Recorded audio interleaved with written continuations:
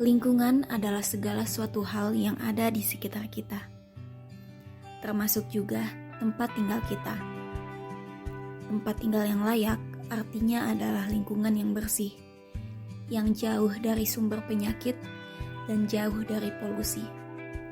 Memiliki sirkulasi udara yang lancar, keberadaan sumber air yang bersih, dan juga pepohonan yang rindang. Yang jauh dari adanya keberadaan sampah. Akan tetapi, permasalahan sampah dalam beberapa tahun belakangan ini telah menjadi suatu persoalan yang serius, baik itu di perkotaan maupun di pedesaan.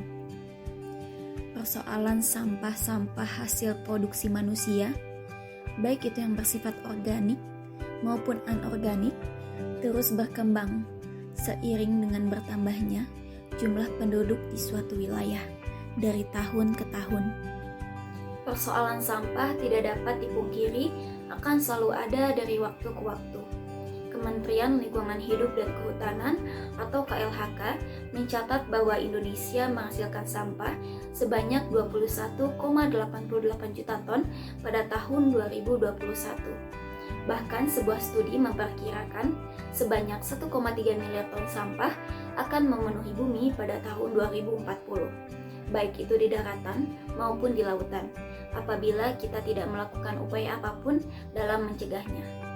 Dr. Kostas Felis dari University of Leeds menambahkan, apabila kita melakukan aksi pencegahan, akan ada sekitar 710 juta ton sampah dalam 2 dekade ke depan di lingkungan sekitar kita.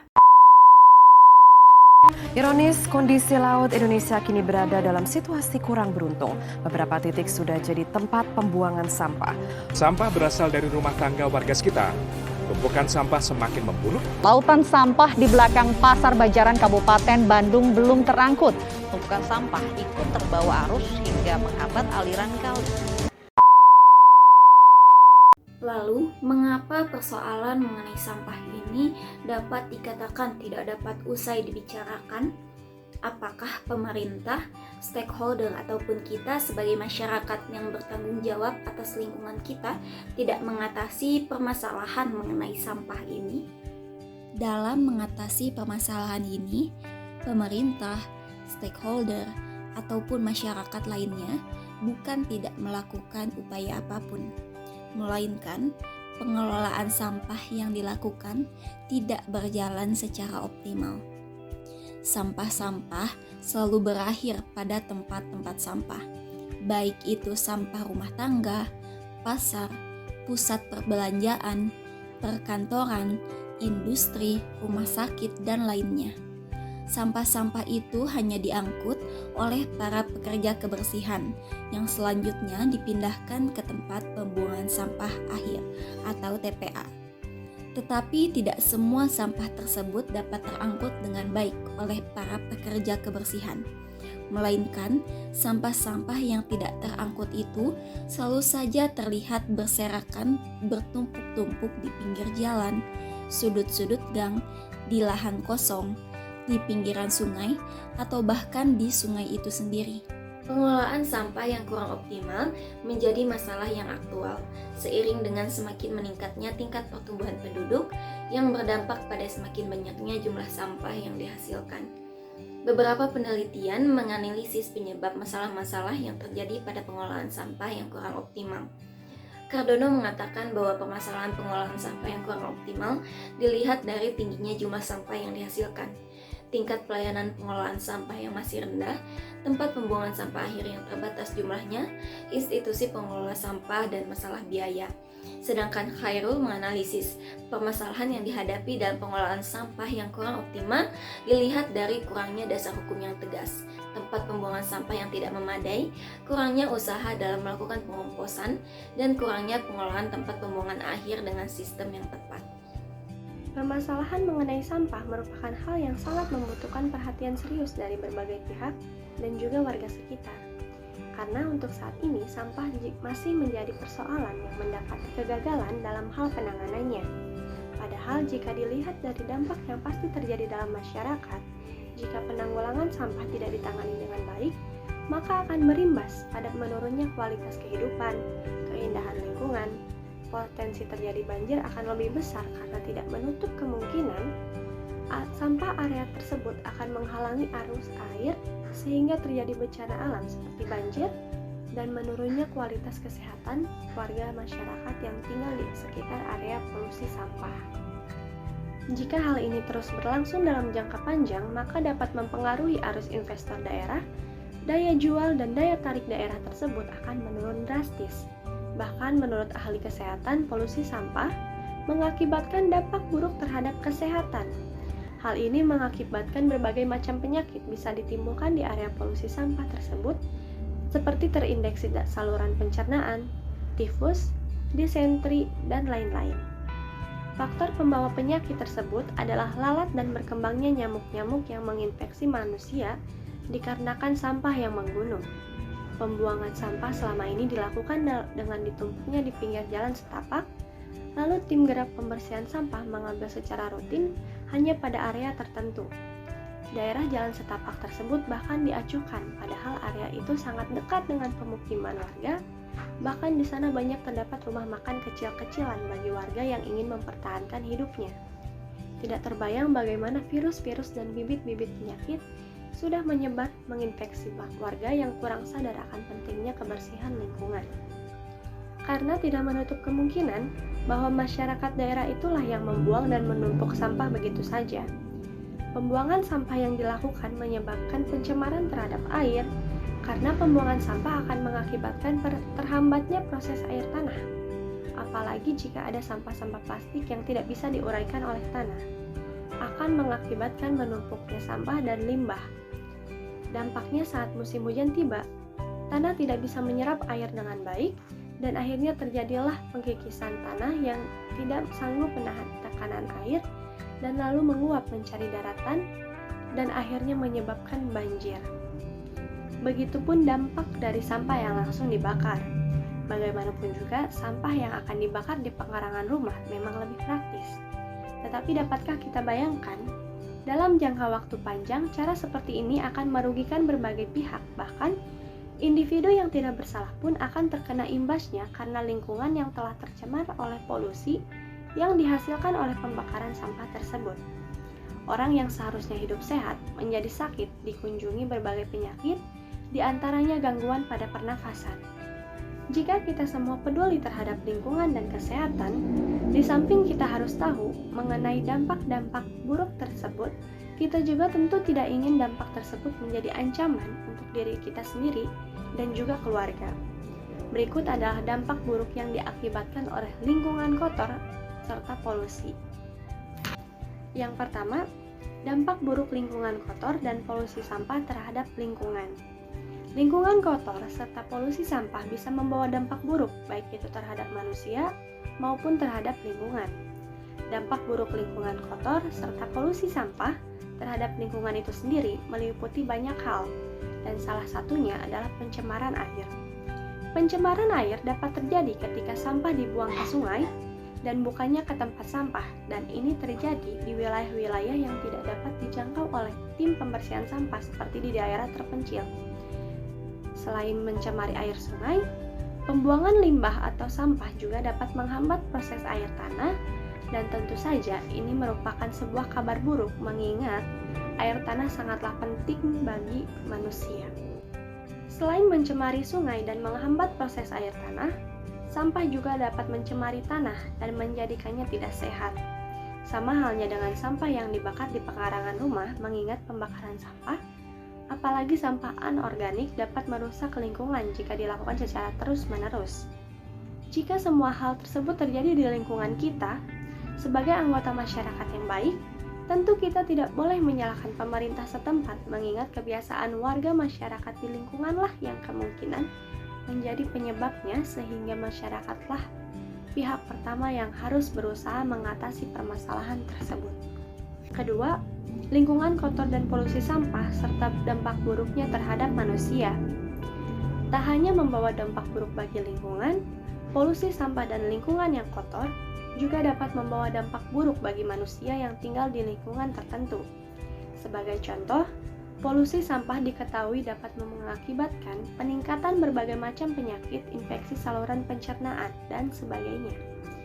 Hal ini disebabkan karena dengan adanya sampah yang menumpuk tanpa dibuang ke tempat yang selayaknya, binatang pembawa penyakit seperti lalat akan menjadi semakin banyak dan tentu saja itu bukan satu-satunya dampak buruk lingkungan kotor serta polusi terhadap manusia.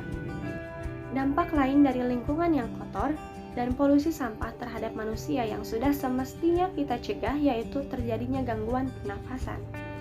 Hal ini bisa terjadi jika solusi yang digunakan untuk mengelola sampah yang menggunung adalah membakarnya. Sampah yang dibakar, terutama jika sampah yang dimaksud adalah sampah anorganik, dapat membahayakan lingkungan dan kesehatan manusia yang hidup di dalamnya. Pengelolaan sampah yang baik tak diragukan lagi menjadi salah satu kunci penting dalam menjaga kesehatan lingkungan. Mengingat pengelolaan sampah yang buruk akan berakibat pada kotornya lingkungan serta polusi sampah yang tentu saja membawa banyak dampak buruk bagi manusia maupun lingkungan. Yang ketiga, lingkungan kotor dan polusi sampah serta dampak buruknya terhadap pencemaran tanah. Pencemaran tanah ini berasal dari limbah rumah tangga, limbah industri, dan limbah pertanian. Sampah merupakan bahan pencemar utama dalam limbah rumah tangga. Dapat kita lihat, sampah berserakan di mana-mana. Ini akan berdampak pada hujan asam yang dapat terjadi akibat aktivitas industri yang menyebabkan mineral berbahaya terlepas dari ikatannya dan kondisi pH tanah menjadi rendah. Penggunaan pupuk kimia yang tidak terkendali menyebabkan tanah akan kehilangan zat haranya sehingga produktivitas lahan pertanian daerah tersebut nantinya akan menurun. Ditambah dengan masuknya pestisida ke dalam tanah, akan berdampak ke berbagai makhluk hidup lewat rantai makanan. Dapat dilihat bahwa pengelolaan sampah yang dilakukan oleh pemerintah dan stakeholder-nya juga masyarakat secara langsung belum dapat berjalan secara optimal. Jika pengelolaan sampah tidak dilakukan secara optimal, tentu akan berdampak pada lingkungan dan kesehatan masyarakat itu sendiri. Pada tatanan kesehatan, misalnya dampak yang dihasilkan dari pengelolaan sampah yang tidak baik akan memunculkan banyak penyakit seperti diare, tifus, dan DBD.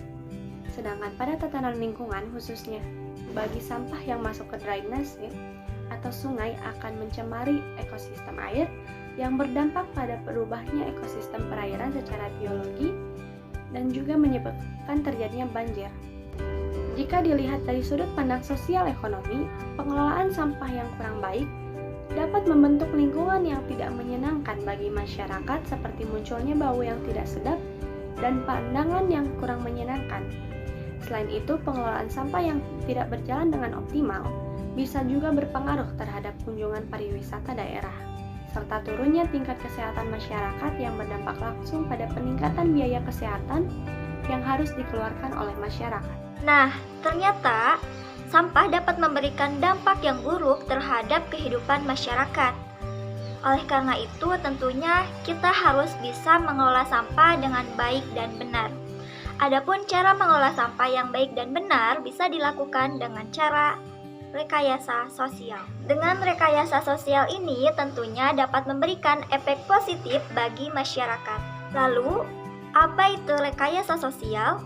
Rekayasa sosial pada prinsipnya mengubah masyarakat ke arah yang dikehendaki. Nah, dengan kata lain, rekayasa sosial dapat dikatakan sebagai perubahan sosial yang direncanakan. Menurut Jalaluddin Rahmat, perubahan sosial melalui rekayasa sosial pertama-tama harus dimulai dari perubahan cara berpikir. Sebab perubahan sosial tidak akan menuju ke arah yang direncanakan apabila kesalahan berpikir masih dipraktikkan dalam masyarakat. Nah, berikut ini langkah-langkah rekayasa sosial dalam menanggulangi sampah, yaitu: langkah pertama, menentukan penyebab perubahan yang menjadi pokok permasalahan. Adapun permasalahan yang hendak direkayasa adalah penanggulangan sampah dan cara masyarakat dalam membuang sampah agar tertib dan tidak menimbulkan masalah sosial, agar tercapai kelestarian lingkungan demi keberlangsungan hidup manusia.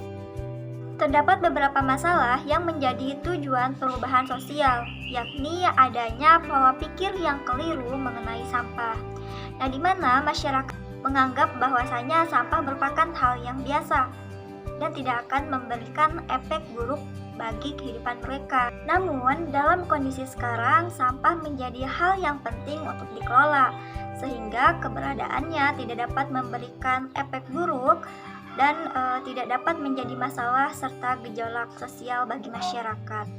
Adanya kesalahan dalam memahami sampah terhadap masyarakat dan lingkungan tentu akan sangat mengkhawatirkan bagi kehidupan masyarakat di masa yang akan datang.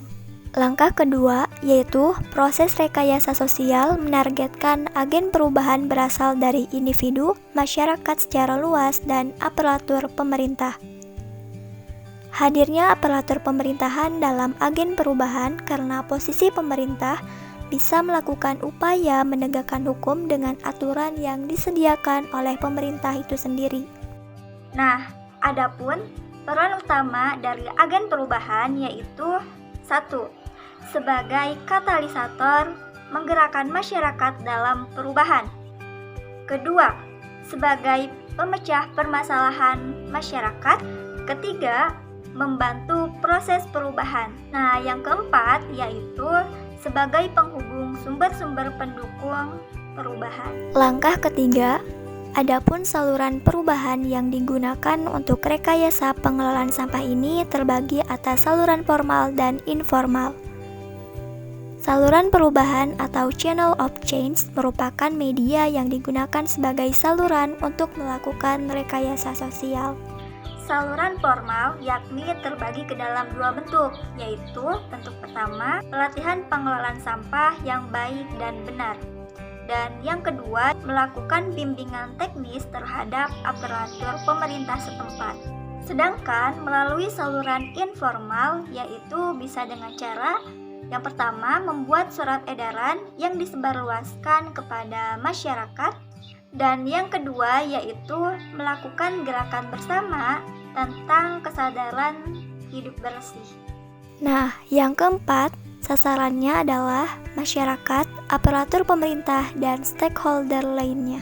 Dalam melakukan tugas-tugas perubahan sosialnya, seorang agen perubahan menggunakan saluran-saluran perubahan yang sesuai dengan situasi dan kondisi serta kebutuhan sasaran perubahan. Terakhir adalah menentukan strategi. Strategi yang digunakan terdiri dari beberapa macam, yakni mengupayakan terrealisasinya usaha-usaha pada saluran formal dan informal. Ketika saluran formal dan informal yang sudah ada dan tersedia tersebut dijalankan dan menghasilkan tingkat kesadaran yang sangat minim terkait dengan proses pengelolaan sampah, maka strategi rekayasa yang bisa dilakukan adalah dengan upaya memberikan efek jera terhadap pelaku atau oknum masyarakat yang tidak peka, tidak mengindahkan, dan tidak patuh terhadap aturan yang telah disepakati dan ditetapkan bersama. Pemberian efek jera yang bermaksud untuk menumbuhkan kesadaran masyarakat dalam pengelolaan sampah harus dilaksanakan di hadapan publik dengan membuat adegan pemeran terhadap upaya dalam penegakan disiplin membuang sampah dan sadar akan dampak negatif dari sampah. Rekayasa sosial dalam bentuk ini harus dilakukan secara simultan dan berulang-ulang, sehingga publik semakin yakin dan percaya terhadap penegakan hukum terkait dengan persoalan pengelolaan sampah yang mana benar-benar ada dan direalisasikan oleh pemerintah.